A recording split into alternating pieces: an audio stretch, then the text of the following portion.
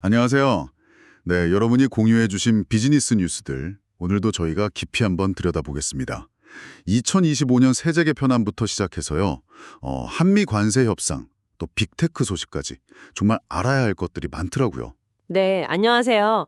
이번 주는 특히 그 정책 변화랑 시장의 어떤 구조적인 움직임, 또 기업들의 전략, 이런 것들이 좀 맞물려서 돌아간 한 주였습니다. 이게 단순히 개별 뉴스가 아니라 큰 그림에서 어떻게 연결되는지 그 맥락을 좀 짚어보는 게 중요할 것 같아요. 비즈니스나 투자에도 시사하는 바가 크고요. 맞습니다. 그럼 제일 먼저 국내 정책 변화, 2025년 세제 개편안부터 얘기를 시작해 볼까요? 확정이 됐는데 어디에 좀 주목해야 할까요? 가장 큰 거는요, 법인세가 모든 구간에서 1%포인트 오른다는 거, 그리고 증권거래세 있잖아요. 코스피, 코스닥 둘 다 예전 수준으로 다시 돌아갑니다. 아, 증권거래세도요? 네. 그리고 그 주식 영도세 낼 때 대주주 기준이 다시 10억 원으로 강화됐고요. 특히 좀 눈여겨볼 만한 게 고배당 기업에 대한 분리과세 도입이에요. 분리과세요. 그건 어떤 내용인가요? 그러니까 뭐 배당 성향 40% 이상이라든지 몇 가지 요건을 맞추면요.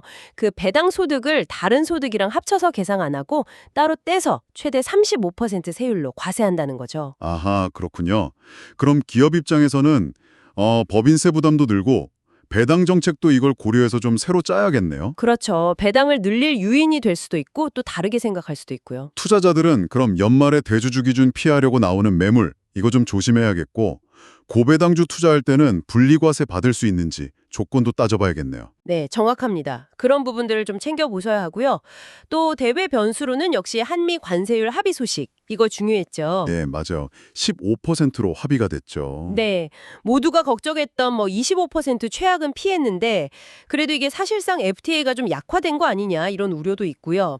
특히 그 3,500억 달러 투자랑 1,000억 달러 에너지 구매 이 패키지가 같이 따라오면서 산업별로 좀 희비가 엇갈리는 분위기예요. 네, 시장 반응도 바로 나타났잖아요.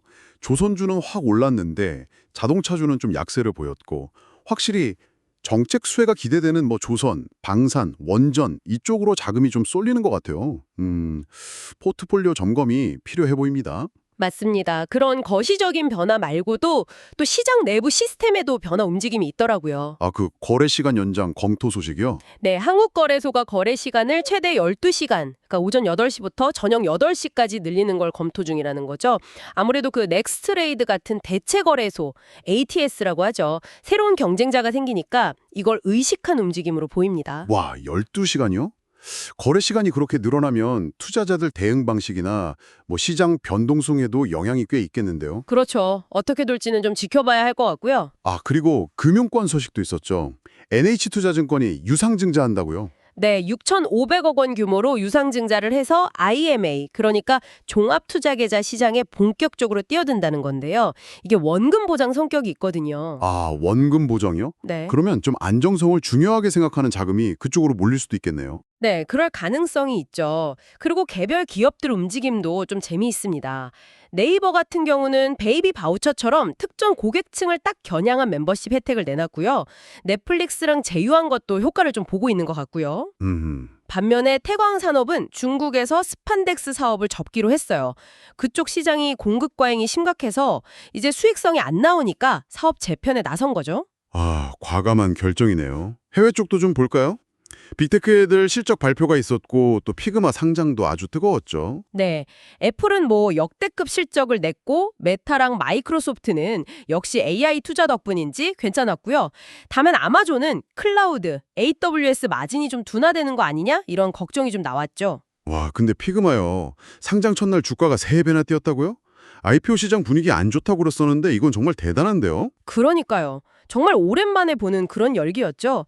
특히 반도체 쪽을 보면 삼성전자랑 SK하이닉스 주가 흐름이 좀 엇갈리는 게 더 뚜렷해졌어요. 네, HBM 때문이라는 분석이 많더라고요. 맞습니다. 핵심은 HBM, 이 고대역폭 메모리 경쟁력 차이예요. 단순히 기술 개발뿐만 아니라 이걸 어떤 고객한테 얼마나 안정적으로 공급할 수 있느냐, 즉 수율이 중요해진 거죠. 이게 그냥 기술 경쟁을 넘어서 AI 시대의 어떤 패권 다툼, 뭐 이렇게 볼 수 있을 것 같아요. 이야, 정말 뭐 세금부터 관세, 시장 시스템 변화, 기업 전략, 기술 경쟁까지 정말 정신없이 돌아가는 한 주였네요. 모든 게 다 이렇게 연결돼서 영향을 주고받는구나 싶습니다. 네, 그렇습니다.